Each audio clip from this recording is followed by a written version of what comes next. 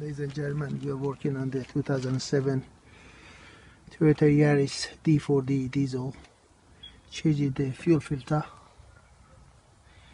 So what we did, we removed the air intake housing and the battery, but still we couldn't change it. As you see, there's two little bracket underneath holding the filter housing, and there's one bolt on the top. This is secure it. So we could not turn the filter. It was so hard. We removed the pipes, fuel pipes. We removed the top bolt and slide it up. So we removed the whole unit together. The whole unit remove.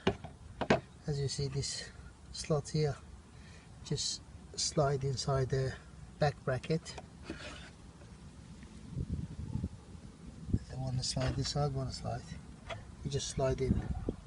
And the filter, we couldn't remove it, so we have to remove all the unit together. So what we do, we turn this one anti-clockwise by holding this housing here with a water pump plier, and then turn this one with a filter wrench. And we need the filter.